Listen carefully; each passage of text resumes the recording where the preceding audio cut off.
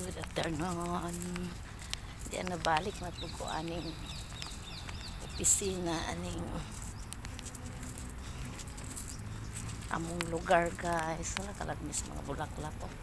Pag December maputi gina siya no. Ganda. Follow up na punta dire. Kapoy Manila County. Ako pitang sapatos guys. Kasi sobrang flat. Murag bugat at lawas. Murag lamig sa itong na hills. Murag itulak. Murag kong madumpol kada hakbang ang saron. Uy, napatay itong anahaw nga maganda oh.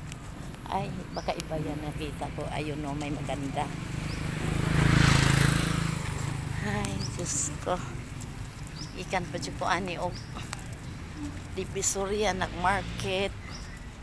Napakahamag pang ayos ako mga minarket. Yan napunta nagpalo up na puta aning mga kagwang dire.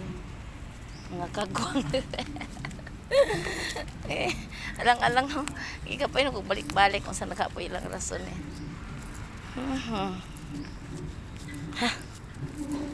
Akong antok ako lang ipalabay-labay guys.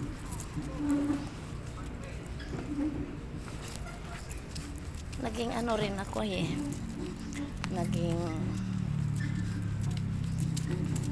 taong bahay nung nagpalaki akong mga anak ko. Kasi silang nga dako na siya o yaya. Noong nabuntis ako ni Dodo yung malis na. Nagsialisan kahit sinong kunin. Ayaw nila ng dalawa bantayan.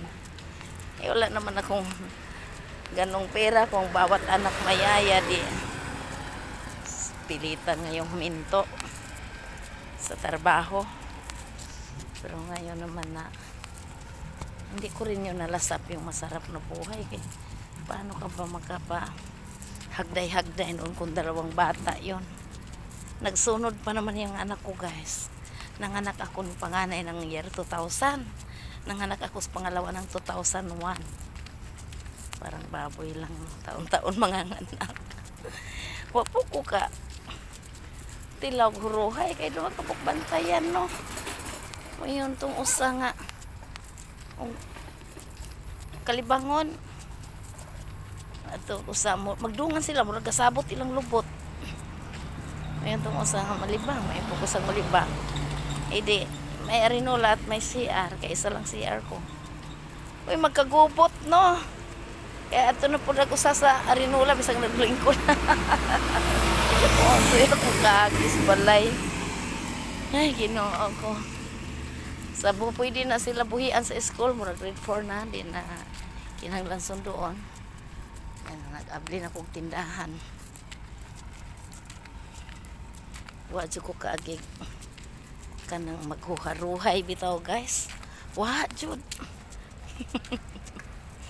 Sige lagi tayo trabaho. Yan mo iba ang ginagawa ko kanina. Iba na naman ngayon. Pastilan. O diyan ako sa opisina guys. Diyan na. Una nilang office. Ay no. Ano niya ilang office. Ningaw na may iring. Oh.